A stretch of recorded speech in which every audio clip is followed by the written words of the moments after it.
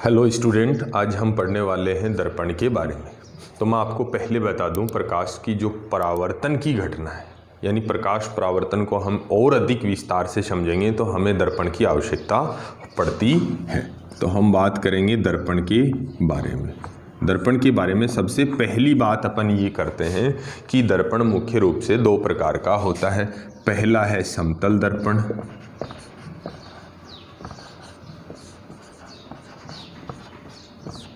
जो हम मोस्टली अपन घरों में उपयोग करते हैं। समतल दर्पण आपने देखा होगा, बहुत अच्छे से इस बात को समझते होंगे समतल दर्पण कैसा दिखता है। इसके बारे में हम विस्तार से किसी दिन अलग से किसी क्लास में पढ़ेंगे, क्योंकि ये हमारा राजस्थान बोर्ड सिलेबस में नहीं है, लेकिन फिर भी हम किसी दिन ज़रूर पढ़ेंगे। नंबर 2 है गोलीय दर्पण। नंबर 2 गोलीय दर्पण। तो ये जो दूसरा दर्पण है गोलीय दर्पण, हम इसको आज पढ़ने वाले हैं। तो सबसे पहले अपन गोलीय दर्पण के बारे में बात करेंगे कि इसकी जो परावर्तक सतह होती है, यानी जहाँ से प्रकाश टकराकर वापस लौटता है, वो सतह दिखने में कैसी होती है। वो सतह को हम जब भी स्पर्श करेंगे तो हमें वो गोलीय प्रतीत होगी। तो गोलीय दर्पण ये होता है कि जिसकी परावर्तक सतह गोलीय होती है, उसको गोलीय दर्पण कहते हैं। अब अपन बात करें, गोलीय दर्पण मुख्य रूप से दो प्रकार के होते हैं। पहला होता है उत्तल दर्पण और दूसरा अवतल दर्पण। और दूसरा होता है अवतल दर्पण। दोनों के ही बारे में आज अपन पढ़ने वाले हैं। तो अपन बात करेंगे सबसे पहले गोलीय दर्पण की कि कैसे ये बनाया जाता है, बनता कैसे है, हम वहाँ से ही शुरुआत करने वाले हैं।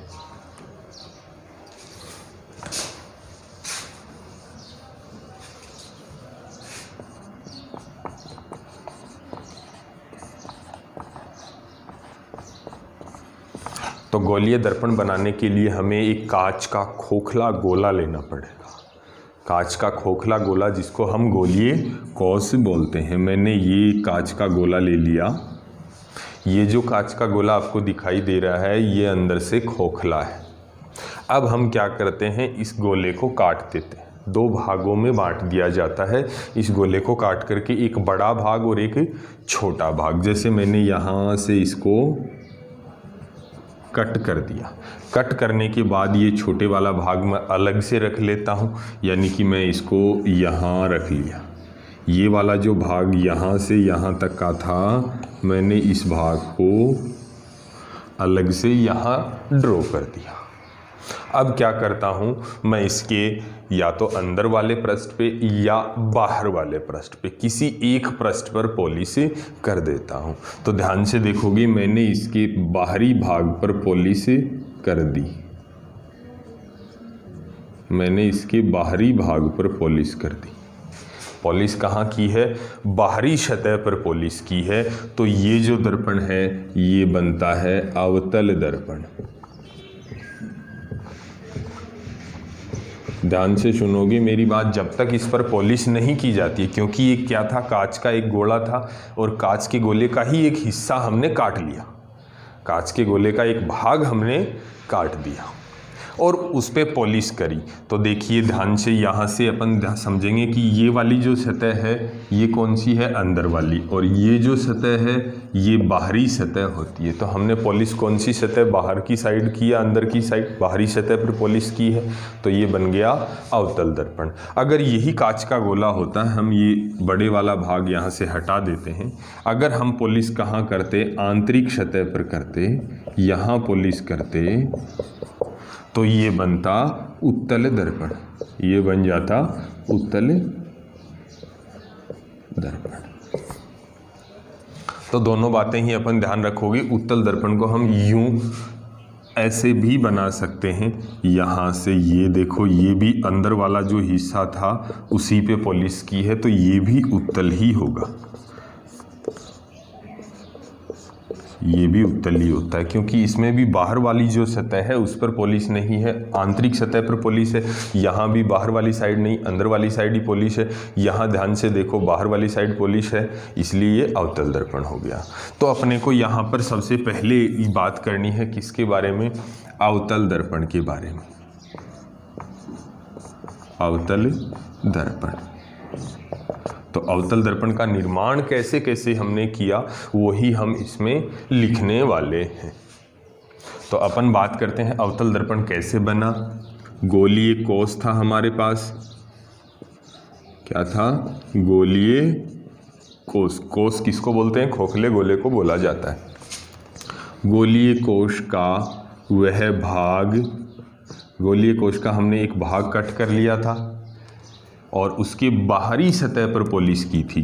भाग जिसकी बाहरी सतह पर, बाहरी सतह पर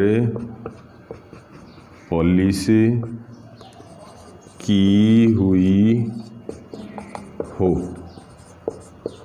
उसे अवतल दर्पण कहते हैं।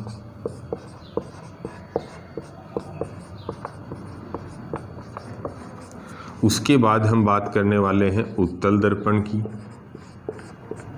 तो उत्तल दर्पण में हमने क्या किया? वही गोलीय कोष था, गोलीय कोष का एक भाग लिया, लेकिन अब की बार हमने पॉलिश कहाँ की? आंतरिक सतह पर पॉलिश की है। इसलिए हम लिखेंगे गोलीय कोष का वह भाग, गोलीय कोष का वह भाग जिसकी आंतरिक सतह पर पॉलिश की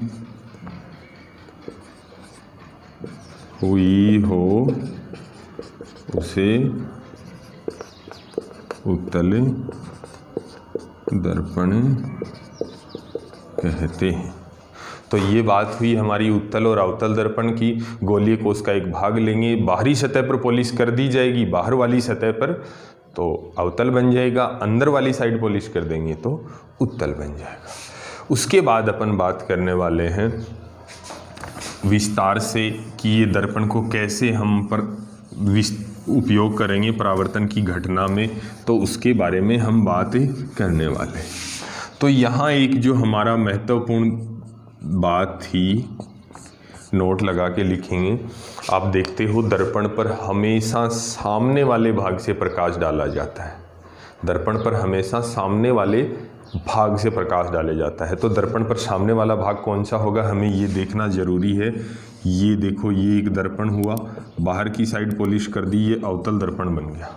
तो ये जो पॉलिश वाला भाग होता है ये पीछे का भाग होता है और ये सामने वाला भाग, यानी जहाँ पॉलिश नहीं होती वो सामने का भाग होता है। जिस दिशा में पॉलिश हम नहीं करते हैं उसको सामने, और पॉलिश वाली जो साइड होती है वो पीछे का भाग बोला जाता है। तो हम हमेशा जब भी प्रकाश डालेंगे दर्पण के सामने से प्रकाश डाला जाता है। ये बात हमेशा याद रखोगे, प्रकाश हमेशा दर्पण के सामने से ही डाला जाता है, चाहे वो अवतल दर्पण हो चाहे उत्तल दर्पण हो। ये बात हमेशा नोट कर लेना। इसके बाद हम पढ़ने वाले हैं दर्पण की कुछ महत्वपूर्ण परिभाषाएं हैं उनके बारे में। दर्पण से संबंधित महत्वपूर्ण परिभाषाएं। देखिए, हम यहाँ कोई भी एक दर्पण बनाते हैं, उस जिसको आप ध्यान से समझोगे वो महत्वपूर्ण परिभाषाएं क्या क्या हैं उसको ध्यान से समझ लेते हैं। मैंने यहाँ एक दर्पण का चित्र बनाया है जिसके एक भाग पर पॉलिश कर दी जाती है। ये हमारा गोलीय दर्पण है, बाहरी सतह पे पॉलिश करते हैं तो इसको अवतल दर्पण हम कहेंगे। अब अपन इस अवतल दर्पण में बात करते हैं कि इस दर्पण का जो मध्य बिंदु होता है, इस दर्पण का जो मध्य बिंदु होता है, यानी यहाँ से यहाँ सबसे यहाँ वाला भाग, ये वाला जो बिंदु होता है इसको बोला जाता है ध्रुव, और इसको हमेशा P से व्यक्त करते हैं। दर्पण का मध्य जो बिंदु होता है वो हमेशा ध्रुव कहलाता है। तो इसमें पहली जो बात थी वो किसके बारे में थी? ध्रुव के बारे में। तो आप पहचान जाओगे दर्पण में ध्रुव क्या होता है, दर्पण का मध्य बिंदु ध्रुव होता है, ये बात हमेशा याद रखोगे आप। उसके बाद अपन बात कर लेते हैं दर्पण की नंबर 2 परिभाषा, वक्रता केंद्र। नंबर 2 बात करेंगे वक्रता केंद्र के बारे में। तो यहाँ ध्यान से मेरी बात सुनोगे, दर्पण को हमने कहाँ से कट किया? ये पॉलिश की इससे पहले हमने एक भाग काटा था, किसका? एक गोले का भाग ही काटा था। तो वो गोला अगर हम यहाँ पूरा बनाना चाहें तो किधर बनेगा? ध्यान से देखो, ऐसे ही बनेगा। यहाँ ये पूरा गोला बना है और उस गोले का जो केंद्र होगा वो कहाँ होगा? ये वाला जो गोला है जिससे हमने ये काटा है उसका ये वाला केंद्र होता है, और यही क्या कहलाता है? दर्पण का वक्रता केंद्र। तो ध्यान से सुनोगे मेरी इस बात को, दर्पण जो होता है वो जिस गोले से काटा गया है, गोलीय कोश से काटा है, उस गोलीय कोश का केंद्र, दर्पण जिस गोलीय कोश से बनाया गया है या काटा गया है उसी का केंद्र वक्रता केंद्र के नाम से जाना जाता है। तो ये वाला बिंदु है जो ये किसके नाम से जाना जाएगा? वक्रता केंद्र के नाम से जाना जाएगा। उसके बाद में नंबर 3 अपन बात करते हैं वक्रता त्रिज्या के बारे में। वक्रता त्रिज्या, तो यहाँ भी ध्यान से सुनोगे वक्रता त्रिज्या के बारे में। ये हमारा उस गोलीय कोश का केंद्र हो गया जिसको हम वक्रता केंद्र जानते हैं, और यहाँ से चल के हम यहाँ सतह तक आते हैं। तो ये वाली जो दूरी होती है ये क्या है? जो हमारा गोलीय कोश था, जो हमारा गोलीय कोश था, जो खोखला गोला था, उसकी त्रिज्या, यानी केंद्र से कहाँ तक आ गए हम? सतह तक आ गए, गोलीय कोश की सतह तक पहुँच गए।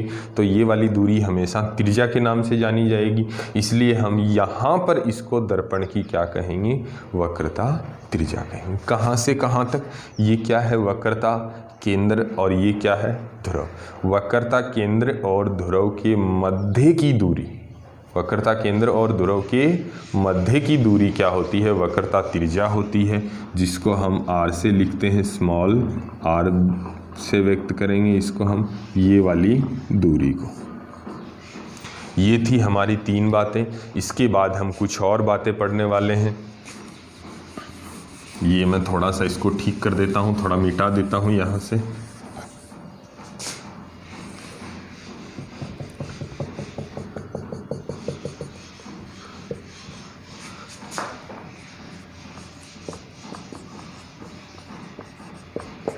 यहाँ ये हमारा ध्रुव था,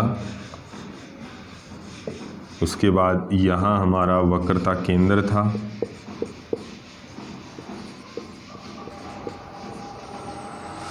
उसके बाद अपन बात करते हैं नंबर 4 मुख्य एक्स के बारे में। नंबर 4 मुख्य एक्स। तो चौथी बात को ध्यान से सुनोगे, ये क्या है? वक्रता केंद्र और ये ध्रुव है। ये 2 अलग अलग बिंदु हमारे पास यहाँ आए हैं, दोनों ही बिंदु हैं, और इन दोनों बिंदुओं से होते हुए हमें एक रेखा खींचनी है। दोनों बिंदुओं से होते हुए हमें क्या खींचनी है? एक रेखा। तो हमें याद होगा, मैथ्स में हमने 10th तक पढ़ा होगा कि 2 बिंदुओं से होते हुए अधिकतम एक ही रेखा खींची जा सकती, इन दोनों से गुजरनी चाहिए। तो हम यहाँ ये एक रेखा खींच रहे हैं और इसको आगे तक बढ़ा देते हैं। ये वाली जो रेखा है हमारी, ये होती है मुख्य एक्स। इस रेखा को इधर भी बढ़ा सकते हैं, इधर भी, जितना हमें आवश्यकता हो वहाँ तक बढ़ा सकते हैं। यही रेखा मुख्य एक्स होती है। ओके, तो हम बात करेंगे मुख्य एक्स की परिभाषा के बारे में। अगर लिखना पड़े तो कैसे लिखोगे?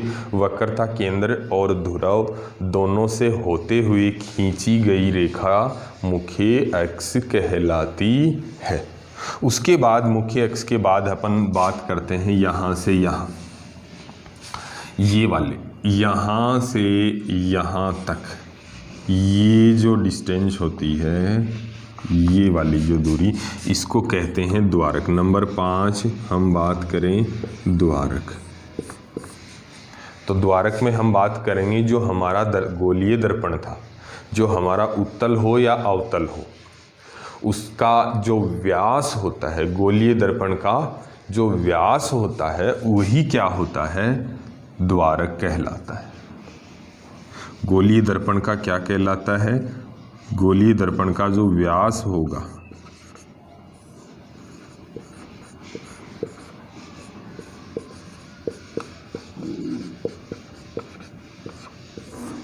गोलीय दर्पण के व्यास को ही हम क्या कहते हैं, द्वारक कहते हैं। उसके बाद हम यहाँ बात करने वाले हैं एक और बात, ये 5 पॉइंट के बाद में नेक्स्ट पॉइंट है हमारा पॉइंट नंबर 6,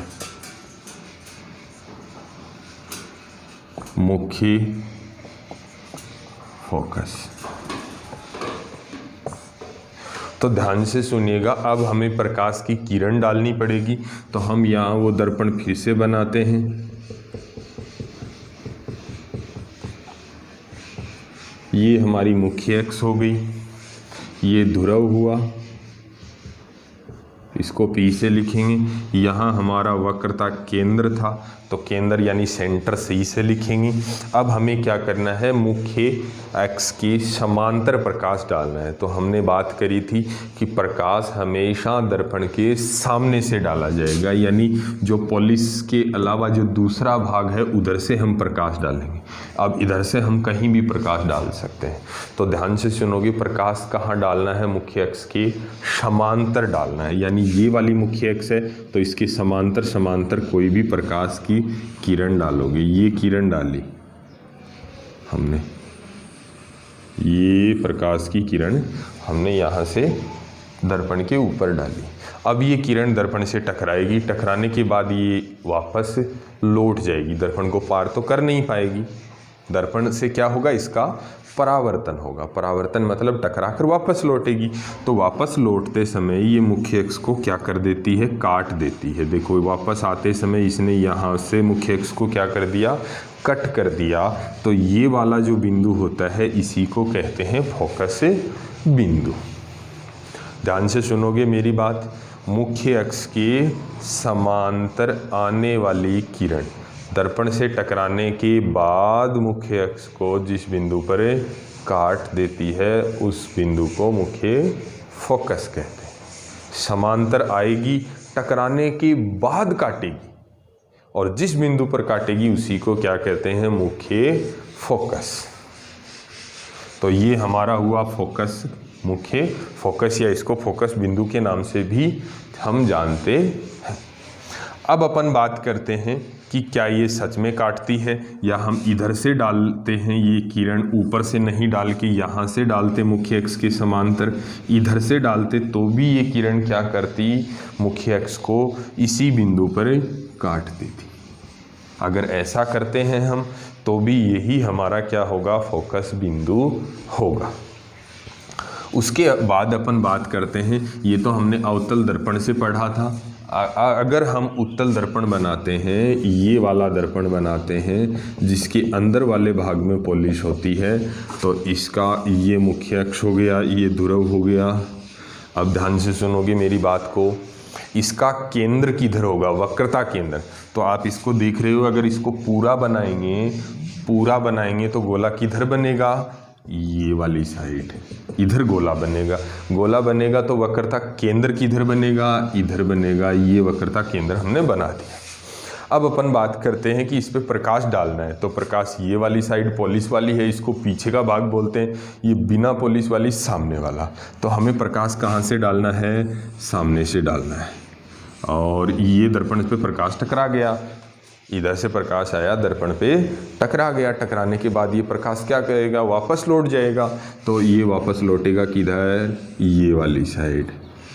अब हम यहाँ ध्यान से देखते हैं कि ये वाली किरण को और आगे बढ़ाएं तो ये मुख्य अक्ष को नहीं काटेगी, इसलिए हम आगे बढ़ाने की बजाय पीछे बढ़ाते हैं।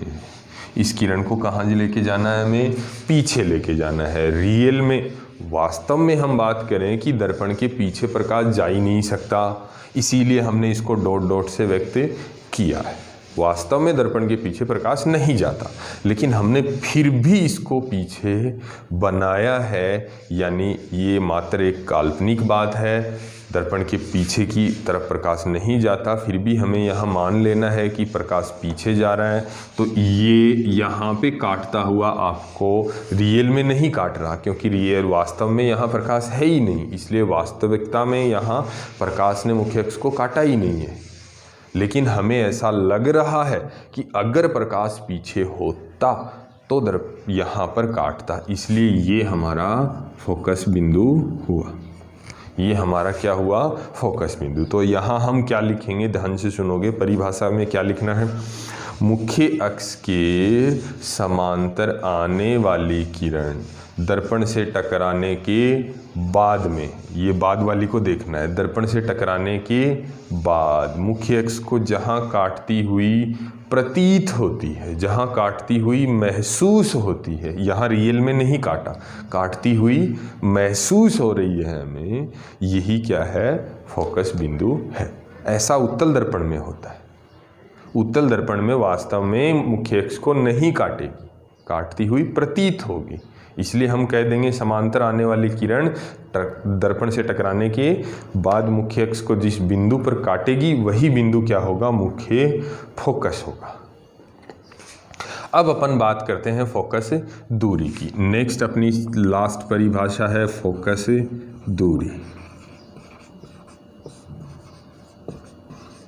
फोकस दूरी, तो अपन बात करें, ये ध्रुव है और ये फोकस बिंदु, ये वाली जो दूरी है यहाँ से यहाँ की दूरी, इसी दूरी को क्या कहते हैं, फोकस दूरी कहते हैं। तो कैसे लिखोगे आप, ये ध्रुव है, इसका नाम फोकस बिंदु है, तो अपन सीधे सीधे क्या लिख देंगे, ध्रुव और फोकस बिंदु के बीच की दूरी को फोकस दूरी कहते हैं।